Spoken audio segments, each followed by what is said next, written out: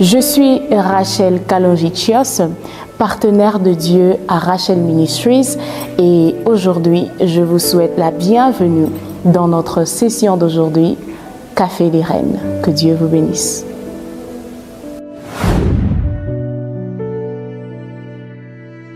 Hello les reines, c'est toujours un plaisir pour moi de vous retrouver, surtout après ce moment d'absence, ce moment où nous étions plutôt obligés de répondre à certaines autres occupations. Aujourd'hui, Dieu nous fait grâce de pouvoir partager ensemble avec vous.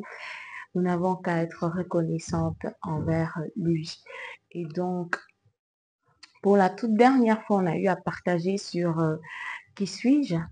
On a dit qu'on est enfant de Dieu et qu'on devrait marcher dans cette conscience, parce que plus tu es conscient de qui tu es, plus tu as la connaissance de qui est ton ennemi, tu as la connaissance de tes droits et de tes devoirs, tu as la connaissance de qui est ton ennemi. Aujourd'hui, pour la suite, nous allons donc continuer à répondre à cette question de qui suis-je. On a dit qu'on est enfant de Dieu, mais par définition, qu'est-ce qu'un enfant? Un enfant, selon le dictionnaire, c'est un être dans l'âge de l'enfance. Et selon la psychologie, l'enfance, c'est l'espace de vie qui va de la naissance jusqu'à l'âge de la maturité. Tant que quelqu'un n'a pas encore atteint cet âge de maturité, il est considéré comme un enfant. Alors, tu es né de nouveau, tu es enfant de Dieu, mais le Père attend de toi que tu atteignes la maturité. Il y a comme ce mélange des deux que Dieu attend de toi. Tu dois garder ton cœur d'enfant devant Dieu, mais en même temps, ton terrain d'exercice, ton espace d'exercice exige ta maturité. Le terrain sur lequel Dieu t'envoie exige ta maturité. On est d'accord avec toi que on ne peut pas envoyer un enfant en mission. Et même à la maison, quand on était enfant, pour qu'on arrive à te confier certaines responsabilités, tu devrais faire preuve de maturité devant les parents. Mais en même temps, étant parent, aujourd'hui je suis mère, je comprends, bien que mes enfants sont encore tout petits, mais je comprends mieux cette notion parce que plus tard, j'aimerais voir mes enfants atteindre une certaine maturité. Mais en même temps, j'aimerais les voir garder ce cœur d'humilité, ces cœurs d'enfant, reconnaître qui nous sommes, que nous sommes leur source, que je suis leur source, que leur père est leur source. On n'aimerait pas voir que parce qu'il a grandi, que ça lui prenne, que ça lui monte à la tête, qu'il se lève un jour et dise, mais qu'est-ce que vous allez me dire? De toute façon, j'ai grandi. Non. Mais en même temps, on aimerait le voir finir ses études, les voir plutôt finir leurs études, grandir, décider un jour à vouloir se marier, avoir un travail, percer dans le ministère. On aimerait voir ces choses. C'est de la même façon que Dieu nous considère. Quand on est de nouveau, il n'aimerait pas qu'on reste enfant par rapport à la connaissance, par rapport à notre maturité sur le terrain d'exercice de notre appel. C'est l'exemple de Gédéon. On voit que lorsque l'ange lui est apparu, il fallait qu'il renverse l'autel de Baal qui était à son père. Gédéon se considérait toujours comme un enfant. Oui, il était enfant devant son père, mais pour Dieu, c'était un vaillant guerrier. C'était un vaillant héros. Il devait marcher dans la conscience. Il devait vivre dans la conscience. Il devrait arriver à épouser cette façon que Dieu voyait. Il devait arriver à épouser cette façon de Dieu, de le voir, pour aller renverser l'autel de Baal qui était à son père. Aujourd'hui, tu es là, tu es un Gédéon, tu me suis. Tu es une femme, tu es une reine, tu es appelée à faire de grandes choses avec Dieu. Et ce que Dieu attend de toi, c'est que tu creuses dans la connaissance, que tu apprennes à connaître qui tu es. Parce qu'étant enfant, tu es appelé à connaître tes droits et tes devoirs, mais en même temps, Dieu attend de toi que tu gardes ce cœur d'enfant. Même ayant acquis la connaissance, ayant découvert qui tu es. Gédéon, tu as découvert que tu es un vaillant guerrier. Mais Dieu attend de toi que tu gardes toute cette humilité au point de lui dire, attends-moi, je vais aller faire un sacrifice. Au point de continuer à rester dépendant. Tu es David, tu as abattu Goliath, tu es allé en guerre, tu as remporté des guerres. Mais ce que Dieu attend de toi, c'est que tu gardes ce cœur humble, ce cœur enseignable. Ce cœur enseignable. Amen. Lorsque Dieu a dit à Gédéon, tu vas renverser l'autel, c'était de la responsabilité de Gédéon. La mission qui lui a été confiée, c'était de sa responsabilité. Toute sa part, c'était de faire confiance à Dieu, un cœur d'enfant. Et d'autre part, prendre les choses en main, la responsabilité et la maturité que Dieu attend de toi et moi. Enfant de Dieu, mais mature. Enfant de Dieu, mais capable de défendre son territoire, enfant de Dieu, mais ayant la maturité pour arriver à rendre le Père fier.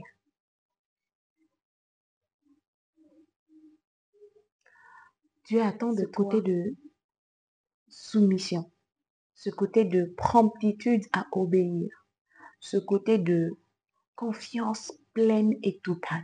Jésus a dit, pendant que les disciples renvoyaient les petits enfants, Jésus a dit à ses disciples, laissez les enfants venir à moi, laissez les tout petits venir à moi, car le royaume des cieux appartient à ceux-là qui leur ressemblent. Oui, ce sont les personnes qui ont ce cœur enseignable. Un enfant, lorsqu'il naît, il est vide. Il a besoin d'être rempli. Et ce sont les parents qui lui donnent des repères. Ce sont les parents qui lui disent, on ne fait pas ça, on ne dit pas ça. Si vous voulez, lorsqu'un enfant naît, c'est vous qui avez la capacité de le rendre bon ou mauvais. C'est vous qui avez la capacité d'en faire un bon citoyen dans la société, une bonne citoyenne, ou d'en faire un mauvais, une mauvaise. Parce qu'il est vide. Il reçoit, il capte tout ce que vous déposez en lui. C'est comme une terre vierge qui reçoit de la sémence de vous. Et aujourd'hui, la meilleure sémence que tu dois recevoir, c'est la connaissance de la vérité. Par la lumière que le Saint-Esprit te donne. Par l'enseignement que le Saint-Esprit te donne. Par des révélations. Plus tu vas creuser dans la connaissance, plus tu vas gagner en maturité. Et tu atteindras la maturité où tu devras exercer ton autorité. Lorsque, par exemple, tu connais une attaque la nuit, la réaction, ce n'est pas de te réveiller, Seigneur Jésus, Seigneur Jésus. Non, ce que Dieu attend de toi, c'est que tu dises, Satan, pas ici, pas chez moi, parce que je sais qui je suis. Tu vois? La Bible ne dit pas que faites en tout temps toutes sortes de prières, en fait, connaître vos besoins à Dieu par des prières, des supplications avec action de grâce. La Bible ne dit pas que supplier le diable. Non, tu dois exercer ton autorité. Là, tu exerces ton autorité. Mais les supplications, actions de grâce, prières de reconnaissance, de louange sont dirigées à Dieu. Et il n'y a pas une personne qui soit capable d'adorer. On a vu le roi David danser de toutes ses forces, jusqu'à ce qu'il soit méprisé par son épouse. Tu es quel genre de roi? Tu te dénudes devant le peuple et tout. Ce cœur d'enfant. David était prêt à s'humilier lorsqu'il reconnaissait qu'il a commis une faute. Mais lorsqu'il devait aller sur le terrain ou exercer son autorité, dès qu'il avait l'accord de Dieu, il y allait franc jeu. C'est la même attitude que Dieu attend de toi et moi. Maintenant, il y a une chose. Il y a une chose qui a détruit le cœur de plusieurs, qui ont perdu ce cœur d'enfant. Une des caractéristiques, une des choses principales qui détruit le cœur d'enfant, c'est lorsqu'on accumule les mauvaises connaissances. Un exemple, on a Adam. dans le jardin d'Éden. Adam était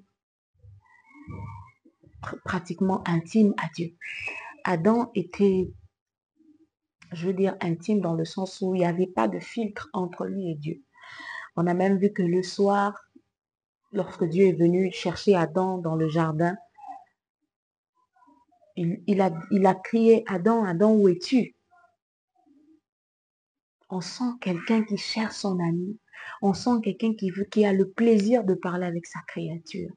Mais Adam, parce qu'il est rentré en contact avec la mauvaise connaissance, Dieu leur avait dit à Adam, Dieu avait dit à Adam, vous ne mangerez pas du fruit de l'arbre de la connaissance du bien et du mal, de peur que le jour où vous en mangez, vous mouriez. Les mauvaises connaissances.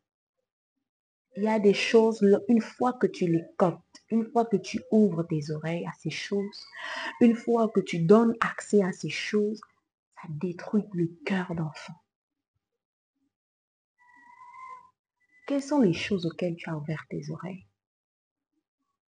Quelles sont les choses auxquelles tu as donné oreille?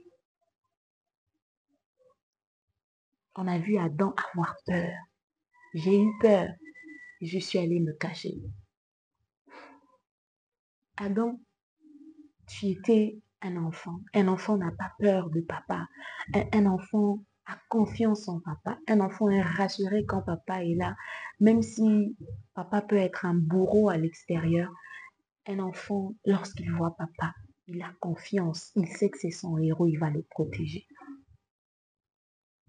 Peut-être toi qui m'entends aujourd'hui, tu es tellement allé loin de Dieu.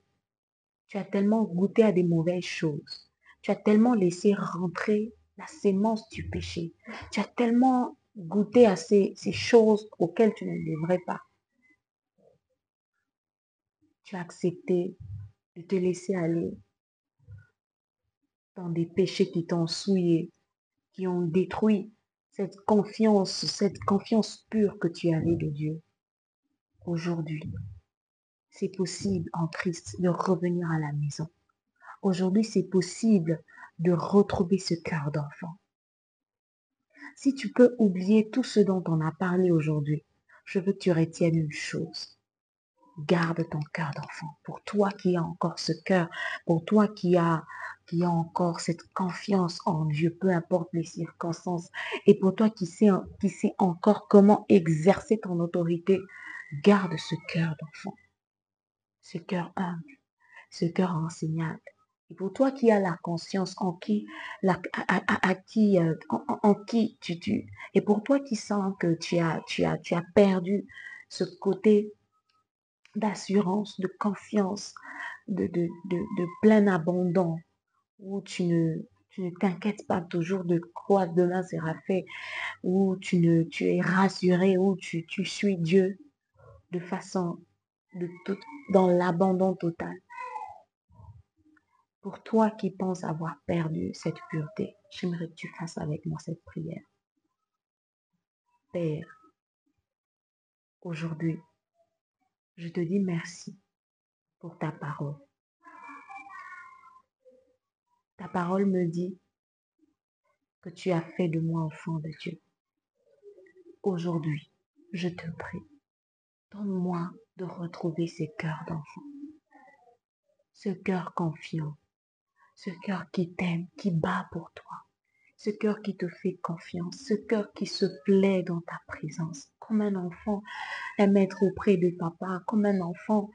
Je veux que tu renouvelles en moi ce cœur, Père. Restaure ce cœur en moi, ce cœur d'humilité, ce cœur humble, ce cœur qui veut creuser dans la connaissance, ce cœur qui dépend de toi, ce cœur qui est attaché à toi, ce cœur qui te souille, ce cœur qui te souille, même si je ne vois pas le bout du tunnel, mais ce cœur qui te suit en toute confiance, afin que plus je passe du temps avec toi, plus je te ressemble, je reçois tes paroles, je reçois tes instructions, afin que je sois capable de te refléter et de te manifester en tant que fils, en tant que fille, au nom de Jésus. À toi qui as fait cette prière, après avoir fait cette prière, après avoir fait cette prière, crois. C'est ça même un cœur d'enfant. Le cœur d'enfant croit. Croit que le Père l'a pardonné, croit qu'il est pardonné, croit qu'il est sanctifié. Le cœur d'enfant croit aux promesses du Père. Le cœur d'enfant reçoit ces promesses et les garde. Il ne vit pas selon les circonstances parce que les yeux, la foi, il est prêt à croire, il est prêt à marcher par la foi. Oui, un cœur d'enfant marche par la foi. Voilà, merci de nous avoir suivis. Partagez avec vos proches, partagez avec quelqu'un qui a besoin d'entendre ça, qui a encore de l'espoir aujourd'hui en Christ de retrouver ce cœur d'enfant.